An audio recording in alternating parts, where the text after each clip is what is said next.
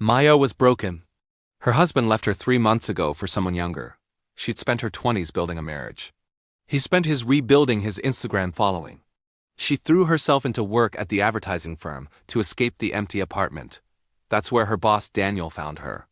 Working at 9 p.m. alone. Maya, I need a favor. She looked up. Daniel was successful, handsome, but emotionally guarded. Everyone knew he was brilliant. No one knew why he was always alone. I have a black tie event tomorrow. Company investor. I need a date or I look like a loser. Maya almost laughed. You want me to be your date? You need a night out. I need a date. Win-win. The ballroom was crystalline. Chandeliers. Waiters with champagne. The kind of wealth that makes you feel small. Maya felt invisible in her borrowed dress. Daniel looked perfect. Together, they looked like a couple. But they felt like strangers playing a role. Daniel's hand found hers on the dinner table. It was meant to look real for the investors watching. But something shifted. His thumb traced her wrist.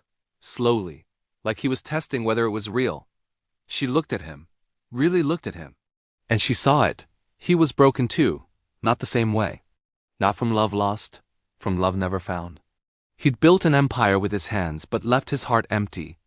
Between the champagne and the dancing, between the fake smiles and the real conversation happening underneath, something unexpected began.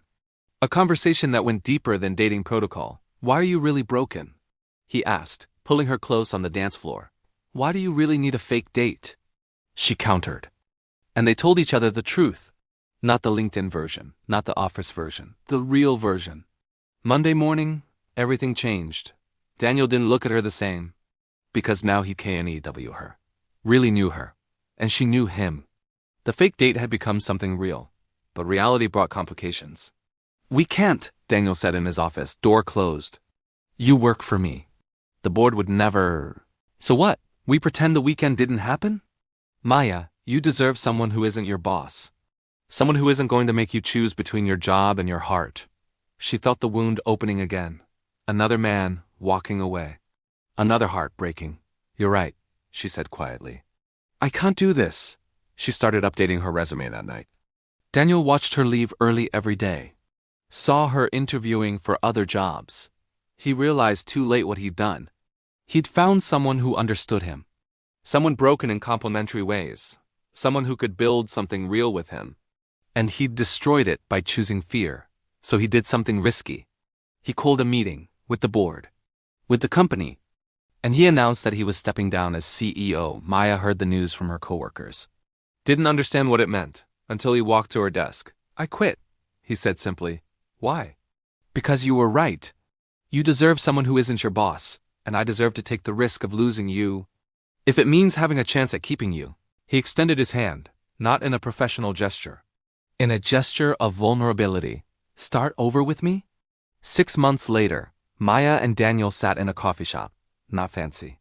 Not pretending. Just real. She'd been offered 2 jobs. She was still deciding. He was starting a new company. Smaller. Real. They weren't perfect. Relationships never are. But they were honest. She'd come to work that night broken, looking for escape. He'd offered her a fake date and accidentally given her a second chance at love. Not because he was perfect. But because he was brave enough to give up everything to be with her. She thought her heart was closed. He thought his heart didn't exist. They were both wrong. Sometimes, a second chance doesn't come in the package you expect. Sometimes IT comes from your boss. Sometimes it's worth everything.